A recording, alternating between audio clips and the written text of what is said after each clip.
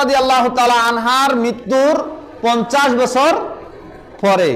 কিন্তু কিভাবে কিভাবে আমাদের সমাজে একটা গজল চালু হয়েছে যে আজ বুঝি কারবালার আগুন লেগেছে মোর কলিজায়, ফাতেমা কান্দিয়া কান্দিয়া কয়। মুসা এবং ফেরাউনের কবল থেকে আল্লাহ সুবহানাহু ওয়া তাআলা মুসাকে রক্ষা করেছিলেন ফেরাউন জালেম বাদশার কাছ থেকে। সেই তারিখটা ছিল মুহররমের 10 তারিখ। আর এই দিনেই তারা রোজা রেখেছিলেন মদিনার ইহুদিরা। আল্লাহ রাসূল সাল্লাল্লাহু আলাইহি সাল্লাম জিজ্ঞাসা করলেন, কেন রোজা রেখেছো? বলছে যে এই দিনে ফেরাউনের হাত থেকে আল্লাহ রাব্বুল আলামিন মুসা আলাইহিস সালামকে রক্ষা করেছিলেন, যার কারণে আজকে আমরা কৃতজ্ঞতা স্বরূপ শুকরানা হিসাবে আমরা আজকে রোজা রাখি। আল্লাহ রাসূল বললেন সাল্লাল্লাহু আলাইহি সাল্লাম যে তোমাদের থেকে আমার নিকট প্রিয় হচ্ছেন মুসা আলাইহিস সালাম বেশি, তাহলে আমি সামনে বছর যদি বেঁচে থাকি তাহলে আমি 2টি রোজা রাখবো। সুবহানাল্লাহ। আল্লাহ রাসূল সাল্লাল্লাহু আলাইহি সাল্লাম দেখাই দিলেন ইহুদিদের বিরোধিতা করা, ইহুদিদের বিধর্মীদের বিরোধিতা করা এই রোজার ক্ষেত্রেও করে দিলেন। দ্বিতীয় নম্বর হচ্ছে আল্লাহ সুবহানাহু ওয়া তাআলা রাসূল সাল্লাল্লাহু আলাইহি সাল্লাম বলছেন যে মুহররমের রমজানুল মুবারকের পরে মুহররমের রোজা যদি কেউ রাখে তাহলে রমজানের রোজার পরে যে ফজিলতপূর্ণ রোজা সেটা হচ্ছে এই মুহররমের রোজা, যেটা আজকের দিন আছে অথবা গতকালকে দিতে পারে। আজকে তো শেষ, 10 মুহররম দিতেই হবে এবং এর আগে অথবা পরে একটা যোগ করতে হবে। অনেকে রাখছে আলহামদুলিল্লাহ। যাক, তারপরে একটা ঘটনা আমাদের এই দিনের উপলক্ষ করে ইতিহাস সত্য, সেই ঘটনাটা ঘটেছিল আপনার ইরাকের জমিনে কারবালার মাঠে। এটা আমরা সকলেই কম বেশি জানি, তবে কারবালার মাঠের ঘটনা সকলেই জানে, কিন্তু এখান থেকে মূল যে শিক্ষা আমাদের ম্যাক্সিমাম জায়গায় এই কথাগুলো আলোচনা হয় না। এই কারবালার প্রান্তরে আমির মুয়াবিয়া এবং মুয়াবিয়া ইবনে আবু সুফিয়ান ইয়াজিদের সাথে কি হয়েছিল, হুসাইন রাদিয়াল্লাহু তাআলা আনহুর, এটা কখন ঘটেছিল? এই ঘটনাটা ঘটেছিল রাসূল সাল্লাল্লাহু আলাইহি ওয়াসাল্লাম ইন্তেকাল করেছিলেন কত হিজরিতে জানেন? 10ম হিজরিতে। 10ম হিজরিতে ইন্তেকাল করার পরে রাসূল সাল্লাল্লাহু আলাইহি সাল্লামের মেয়ে ফাতেমা রাদিয়াল্লাহু তাআলা আনহা ইন্তেকাল করেছেন কত হিজরিতে জানেন? 11তম হিজরিতে। আর এই হুসাইন এবং ইয়াজিদের সাথে কারবালার মাঠে যে যুদ্ধটা হয়েছিল রাসূল সাল্লাল্লাহু আলাইহি সাল্লামের ইন্তেকালের 51 বছর পরে, আর ফাতেমা রাদিয়াল্লাহু তাআলা আনহার মৃত্যুর 50 বছর পরে। কিন্তু কিভাবে কিভাবে আমাদের সমাজে একটা গজল চালু হয়েছে যে আজ বুঝি কারবালার আগুন লেগেছে মোর কলিজায়, ফাতেমা কান্দিয়া কান্দিয়া কয়। গজলটা শুনছেন না শুনেন নাই? তাহলে কি ফাতেমা রাদিয়াল্লাহু তাআলা আনহা কবরে ওই কারবালার জন্য হুসাইনের জন্য ওখানে কান্না করেছিলেন? ওর কলিজায় আগুন ধরেছিল। 50 বছর পরের ঘটনা, 50 বছর আগে তিনি মৃত্যুবরণ হলেন।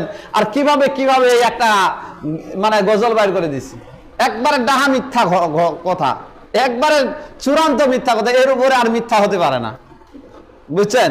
এটা আমাদের মসজিদগুলোতে শুনবেন এক শ্রেণী হুজুর এখনো বলে, তারা তো কুসিন কালো পাতারা উল্টায় দেখেনি কারবালার মাঠ কখন হয়েছে আর ফাতেমা কখন মারা গেছে। জিজ্ঞাসা করবেন। প্রথম আমাদের কারবালার যে ঘটনাটা ঘটেছিল আমি আপনাদের খেদমতে 2 বছর আলোচনা করেছি। আজকে আমি ওইদিকে আলোচনা যাব না, আজকে শুধুমাত্র মূল পয়েন্টগুলো বলবো।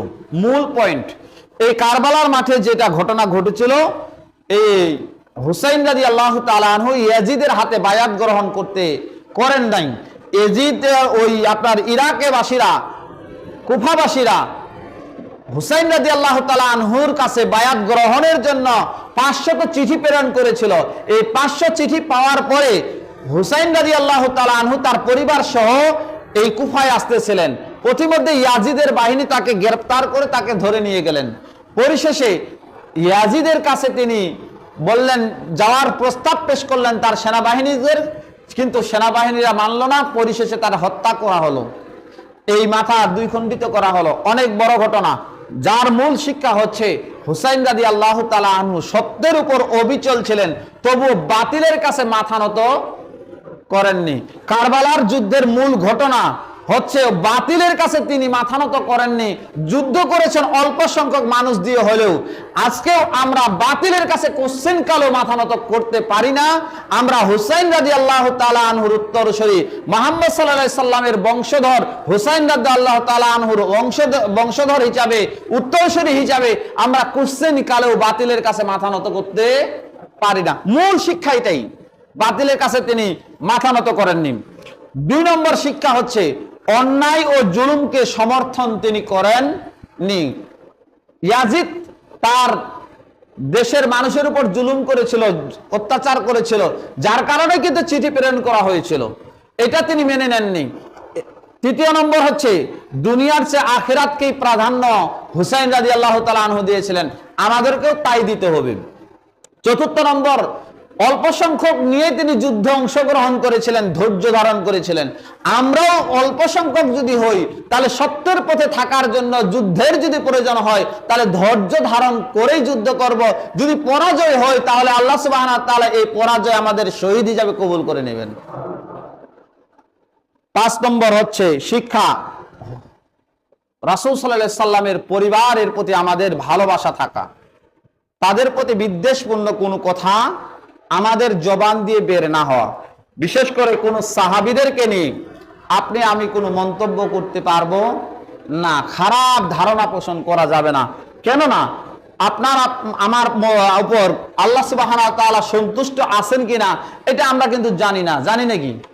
কিন্তু আল্লাহ রাব্বুল আলামিন স্পষ্টভাবে রাসূল সাল্লাল্লাহু আলাইহি সাল্লামের সাহাবীদের প্রতি সন্তুষ্ট কোরআনের বেশ কয়েকটি আয়াত নাজিল করে দিয়েছেন। রাদিয়াল্লাহু আনহুম ওয়া রাদু আন, আল্লাহ বলে দিয়েছেন আমিও তাদের প্রতি সন্তুষ্ট, তারাও আমার প্রতি সন্তুষ্ট।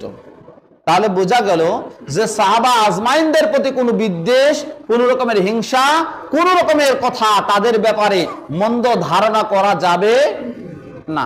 চূড়ান্ত